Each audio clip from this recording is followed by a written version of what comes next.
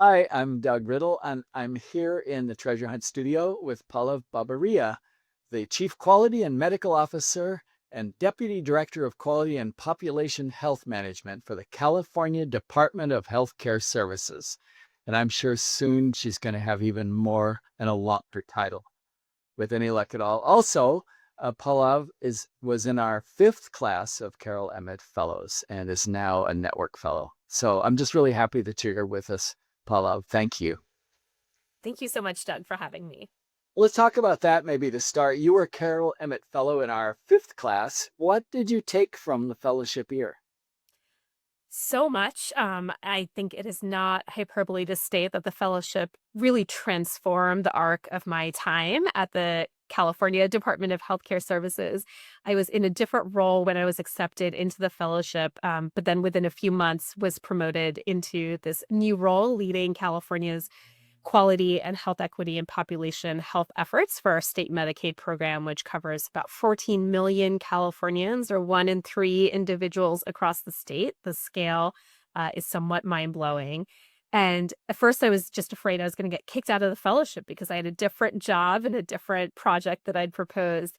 And then, very fortuitously, not only did you all allow me to remain in the fellowship, you assigned me an incredible mentor in David Blumenthal, who served as my mentor throughout the course of the fellowship. And obviously, those of you who know David know that he had a similar career journey from clinician and working on the healthcare delivery side and in academia to really becoming Obama's data czar and implementing the High Tech Act. And so just really having mentorship from someone who is so widely regarded and renowned, but also who had made that personal and professional transition from being on more the healthcare and academia side to being a public servant in government was just invaluable. I felt, he was obviously so overqualified to be coaching someone like myself who was brand new, but it really helped shape and change how I approached my role, how I, you know, got used to working in government and working with all of our state partners, and how I thought about what my impact could be like at the state. Yeah. Well, and you've continued to be a valuable resource for us. I was mentioning to you earlier, this week, you and David, I think, are doing a webinar for the current class of Carol Emmett Fellows, which is our 10th class. So 5 years after you, talking about the role of government and how that affects the work that we do in healthcare provision. So we've appreciated your contributions and the fact that you continue to kind of get the idea of the fellowship of the network, that it's a lifelong resource for us. And you're definitely one of the people there. Now, you've been in this particular role for 5 years, More than five more than years, five yes. years now. And I just looking briefly at the website for your office, there are a lot of amazing initiatives. Could you share one or two that have been of particular significance for you? Yeah, and maybe I'll start with, those of you who have not been tracking California's journey as closely. Under the current Newsom administration, healthcare has been a top priority. And so even talking to people who've been in state government much longer than I have, it really seems like the reforms that we have undertaken over the last 5 years are once in a generation reforms. And we really have sort of advanced probably about 20 to 30 years worth of policy reforms into a very compressed 5 year time period, which is sort of mind blowing in and of itself. I think the biggest things that I'm proud of is one, when I took this role and when my position was created, it was really following the aftermath of George Floyd's murder and really a national conversation on health equity. And so as we've stood up our quality and population health agenda, health equity has been the cornerstone of how we've approached it. And we know in California, right, the fact that 1 in 3 individuals are on Medicaid, that is a marker of people who qualify based off of low income status. Even within the people on Medicaid, we see deep racial and ethnic disparities in our quality measures, life expectancy, pretty much any single metric that you can count. And then when you look at the disparities between people on Medi-Cal, which is what we call our state Medicaid program, and commercial insurance, those disparities are even compounded multifold. So we really have a long way to go until we can really achieve health equity. And we have to keep that front and center when we are designing our programs and coming up with health policy. So one of the things when I started at the state and what our entire department recognized is we have a lot of amazing, well-intentioned people who create policy. The vast majority of people who are running Medi-Cal today have never actually been on the program. And so a lot of assumptions and decisions are made without the input and lived experience of people who are actually using the Medi-Cal program day to day. And sometimes you can lose touch. When you talk to our Medi-Cal members, I still see patients that have to do a week in clinic and, see firsthand how hard it is sometimes to make appointments or to get testing done, or if you need a referral to go see a subspecialist, just navigating the system and having access to those things, which on paper, the Medi-Cal program covers. If you need a subspecialist, that is covered, and you're supposed to be able to get in, per state law within 10 days to see that person. And we all know that in reality, that is not what is actually happening or the lived experiences of our members. So over the last few years, we've really decided to change that and center our members' lived experiences in our policy making. So over the course of 5 short years, we now have a Medi-Cal member advisory council that meets with our director and the entire executive team, really providing feedback and input on key policies. We've done listening sessions and tours across the state because the needs in one region may not be the same as the needs in the other region, through both our health equity roadmap tour as well as our CalAIM listening tour. And then for specific projects, we've gone even deeper. So for our birth and care pathway project, which overhauled our maternity policy over the last few years, we did deep focus groups and longitudinal listening sessions with Medi-Cal members who had been pregnant or postpartum or had pregnancy losses. And the feedback they gave us about what was working or not working really changed our policy decisions and what we prioritized when we did that policy redesign. Wow. So quite an innovation listening to the people that use your services. I know it sounds so basic, and yet it is amazing how it is really not the norm. And to build that into the Yeah. processes and cultures is, I think, a transformative opportunity that will definitely outlast me. Yeah, it is interesting, we theoretically love democracy, but we don't implement it in so many of the places. I was thinking about that as we're talking about health equity. It does seem like a lot of people are defending unfairness as though that's somehow the way things should be. So it means a lot that our state government is committed to making a change in that. I appreciate that. I want to look at your history too. I'm a fan of liberal arts. Had that kind of an undergraduate education myself, and I'm curious how your undergraduate major at Harvard College in Sanskrit and Indian studies prepared you for your work. My undergraduate major was really me trying to run away from a future in the medical field, which is what my parents do. And so I was like, how far away can I get from this, and be a liberal, humanities major? I also didn't go to medical school straight out of college because I thought I was going to do international development and nonprofit work. And of course, lo and behold, here I am, a doctor many years later. But I did, in my defense, try to run away. Um, I don't think I realized it at the time, because again, it was a more reactive decision, but my humanities background serves me every single day. And I think, increasingly the healthcare field is realizing this, that, the basic sciences are amazing and wonderful, but are not predictive of who is going to have sort of the bedside manner and empathy that you want in a clinician, certainly. That's not always predictive of who's going to be a systems thinker and can understand our healthcare delivery system and help improve it over time. And so that grounding and really just, understanding how people and populations work. I was really focused on the South Asian diaspora and how social justice movements over time change, and can advance communities, and community engagement really underpins a lot of the work that I do today, and serves me well. Was it helpful to you as a part of that diaspora, I guess we'd say? But were you born here in the U.S.? I was. I'm first generation. So my parents immigrated in the 1970s, and I was born here. And I think certainly what drew me to my major at the time was wanting to understand my own experience, my community's experience, and have some context. Certainly growing up as a child in the 1980s in pretty much an all white town. I was the only Asian person in my school, or one of two Asian people in my school for a very long time.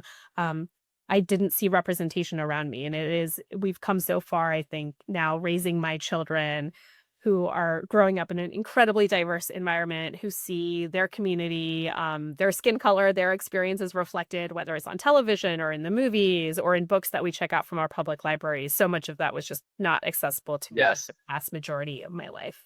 Yes. Wow. So important. And I think, as a nation of immigrants, in point of fact, it's shocking, surprising at the least, how little most of us know about our own family histories and the cultures that we come from and how that's come in. So I admire that you took that step, even if the motivation was to not follow in your family's footsteps quite so closely. Recently, you spoke at a conference called Urgency Now, which was sponsored in part by the California Black Health Network. Can you share a little bit about what you got from that and what you shared with them? Absolutely. So the California Black Health Network is an amazing organization that really brings together numerous entities and people who are working to eliminate racial and ethnic health disparities, especially for Black Californians across our state. And they have a number of different sort of convenings that they put on. This one was a legislative briefing, so it was held in Sacramento, and all of our state legislators and their aides and their offices were invited. One, I was just humbled to be on a panel of incredible people. So it included State Senator Akila Weber. It included other physicians and activists working in California. It included Dr. Monica Soni, who is a CEF 6 alum and current Chief Medical Officer of Covered California. But what you heard across that panel of all sort of women of color in incredible leadership positions was how much work we still have to do to truly meet the needs of our communities, to close racial and ethnic disparities in our state, and how much of the progress that we have made is really under attack with the federal changes that have largely been passed through the Big Beautiful Bill, in addition to other efforts by this administration to, take money out of Medicaid, reverse on a lot of decades of progress, reducing the uninsured rate in our country. And that I think people don't even realize that the most devastating of those changes has yet to come. We haven't even felt the impact of most of those policy changes yet, Hmm. Well, that's frustrating. to say the least. Um, well, along those lines, I guess this is a different one. Early in your career, because I like to do a little history stalking, I saw that you actually had a number of journal articles and some work on the gendered experiences of medical students. Not a surprising topic as a woman medical student at one time. So you had direct experience and the opportunity of sharing with that. But can you say, do you feel like there have been any significant improvements for women medical students since the time you were writing?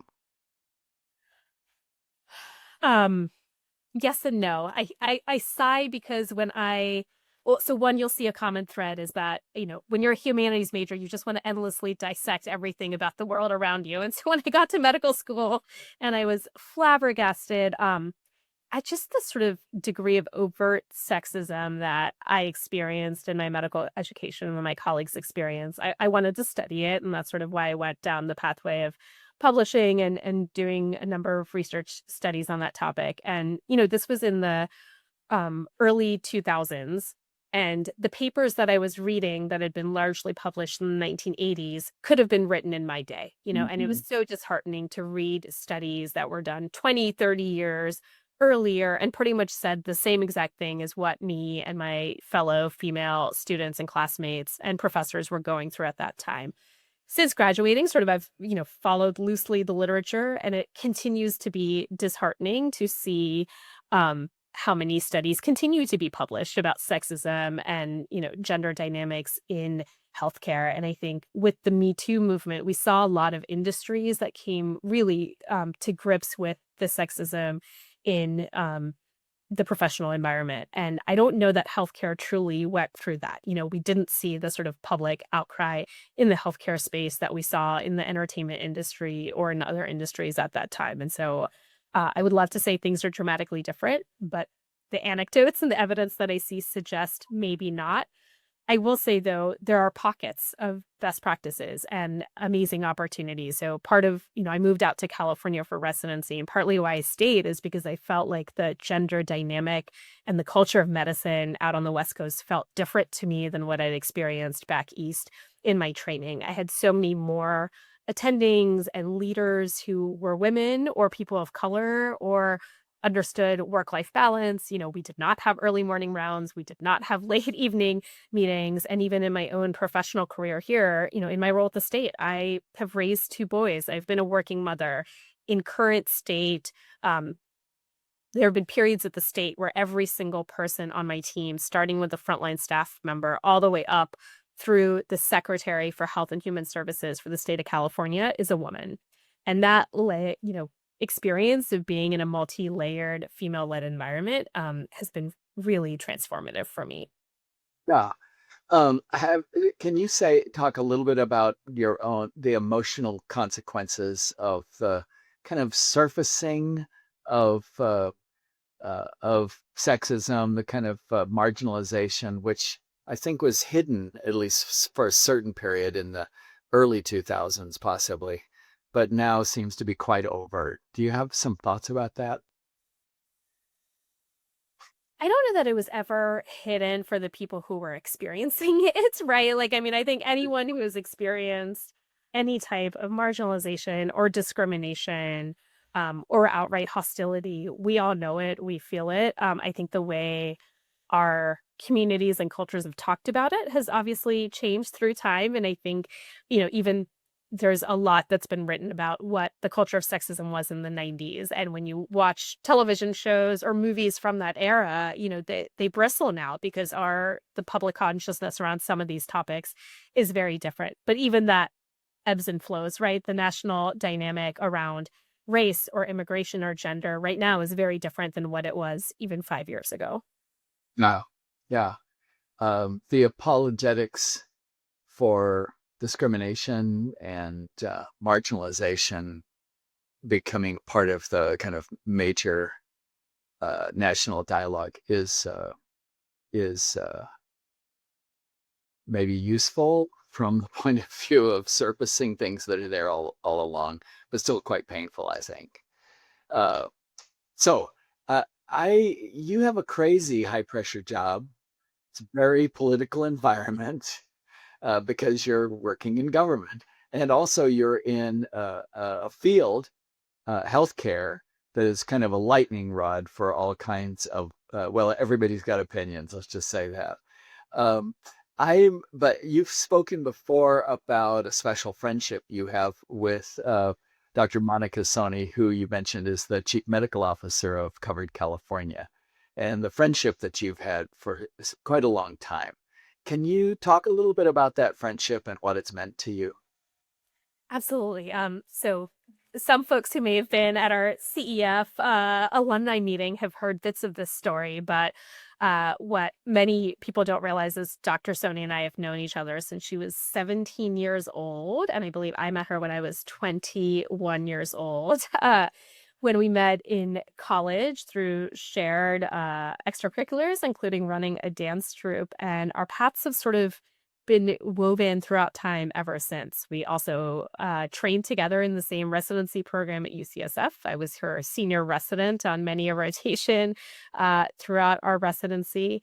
We then had very similar and parallel job experiences when I was working at a public hospital in Alameda County, and she was working at a public hospital in Los Angeles County. And then most recently, for the last few years, we've overlapped in our respective roles for the state of California. And so it is such a privilege and an honor to have a friend who not only knows me personally, and has seen me evolve and change over the years, but also has so many professional parallels where as we go through really challenging experiences professionally, we can pick up the phone and strategize and think through how to make collective progress with this just deep level of trust and personal relationship that we've had. And she's what keeps me sane. So actually, literally a week ago, Monica and I were on our first ever girls trip to Vietnam, which if you can imagine all these years and we'd never taken a trip with just the two of us before. And it was just there's very few people I can think of in this world where I can spend a week with them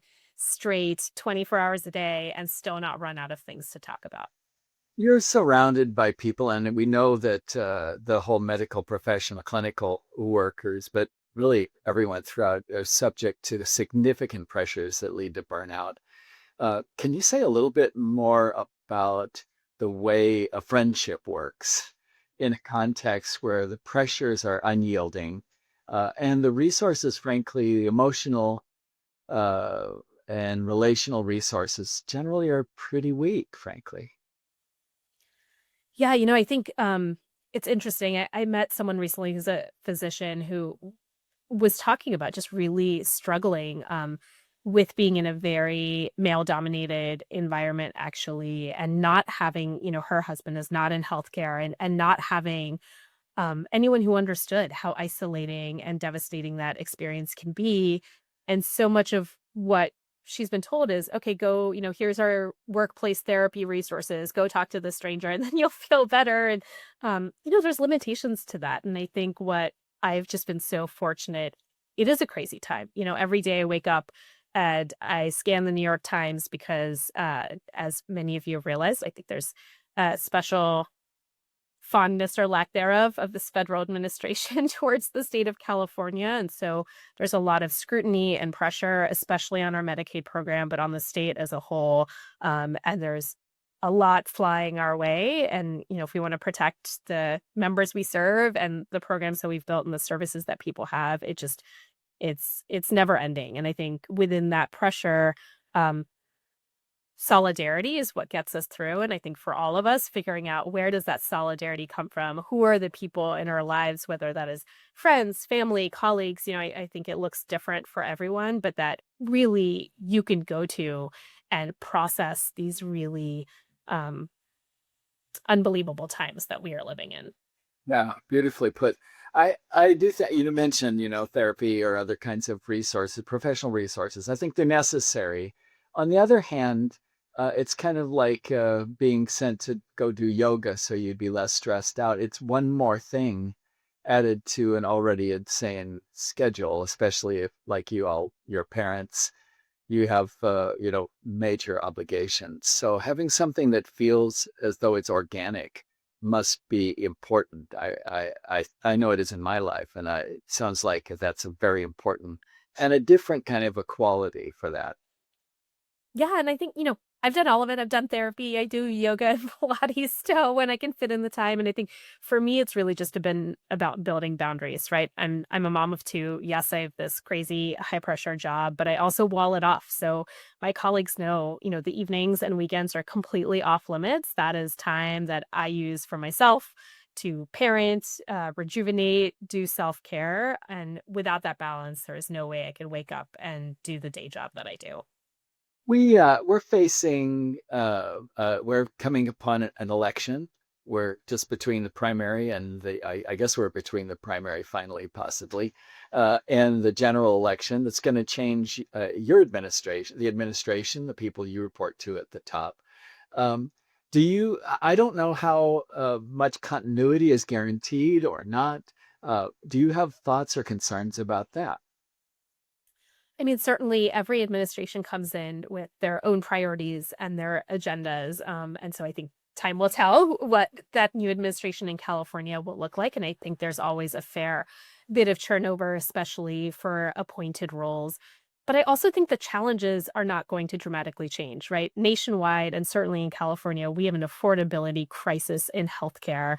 And I know Dr. Soni's talked a lot about that as well. But with sort of some of the changes to subsidies for our exchanges, with the changes to the Medicaid programs, uninsured rates are projected, to significantly rise almost to pre-Obamacare levels in the state of California.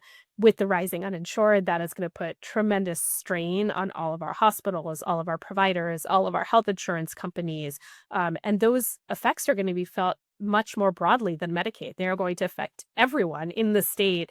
And it's going to have effects on affordability, even for people who have commercial insurance or, insurance through other means. And so I think no matter who the administration is, they are going to have to grapple with those same challenges for the state.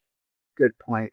One other question, just I'm thinking about people who look up to you and might be considering government service as a place they might go, which I know you said you didn't start out.